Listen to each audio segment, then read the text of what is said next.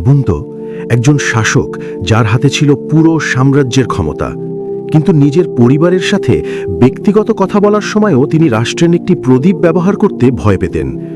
ইসলামের ইতিহাসে এমন বিরল চরিত্রের নাম হল উমর ইবনে আব্দুল আজিজ রাদিয়াল্লাহু আনহু। অনেকেই তাকে দ্বিতীয় উমর বলে সম্মান করেন। তিনি জন্মগ্রহণ করেন একটি ধনী পরিবারে। তার বাবা ছিলেন উমাইয়া বংশের গভর্নর, আর তার মা ছিলেন খলিফা উমার রাদিয়াল্লাহু আনহুয়ের বংশধর। ছোটবেলা থেকেই তিনি ইসলামের শিক্ষা, কোরআন ও হাদিসের জ্ঞান অর্জন করেন। তাই তিনি জন্ম থেকেই মুসলিম ছিলেন, কিন্তু জীবনের এক পর্যায়ে এসে তার মধ্যে ঘটে যায় এক বিশাল পরিবর্তন। যুবক বয়সে তিনি ছিলেন রাজকীয় জীবনে অভ্যস্ত। দামি পোশাক, আরাম আয়েশ, বিলাসিতা সবকিছুই ছিল তার জীবনের অংশ। কিন্তু ধীরে ধীরে তিনি উপলব্ধি করতে শুরু করেন এই দুনিয়ার জীবন ক্ষণস্থায়ী, আর আসল সফলতা আখিরাতে। এই উপলব্ধি তার জীবন পুরোপুরি বদলে দেয়।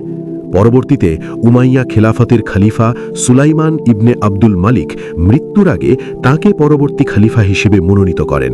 এভাবেই তিনি মুসলিম বিশ্বের শাসক হন। কিন্তু রাজা হওয়ার পর তিনি যা করলেন তা ইতিহাসে এক অনন্য দৃষ্টান্ত। তিনি রাজকীয় জীবন ত্যাগ করলেন, বিলাসবহুল পোশাক খুলে সাধারণ কাপড় পরা শুরু করলেন, নিজের সম্পদ পর্যন্ত জনগণের কল্যাণে দিয়ে দিলেন। তার একটাই লক্ষ্য ছিল ন্যায় প্রতিষ্ঠা এবং আল্লাহর সন্তুষ্টি অর্জন। একদিন রাতে তিনি রাষ্ট্রীয় গুরুত্বপূর্ণ কাজ করছিলেন। তার সামনে একটি প্রদীপ জ্বলছিল, যার তেল ছিল রাষ্ট্রের কোষাগার থেকে নেওয়া।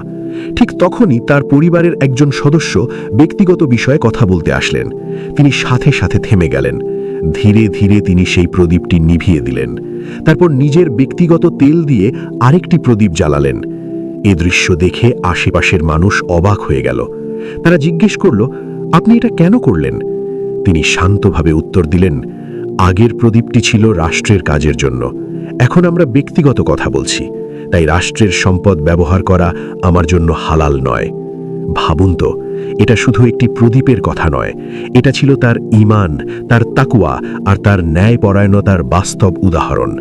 এই কারণেই তার শাসনামলে এমন ন্যায় প্রতিষ্ঠিত হয়েছিল যে অনেক জায়গায় জাকাত দেওয়ার মানুষ ছিল, কিন্তু নেওয়ার মতো মানুষ খুঁজে পাওয়া যেত না।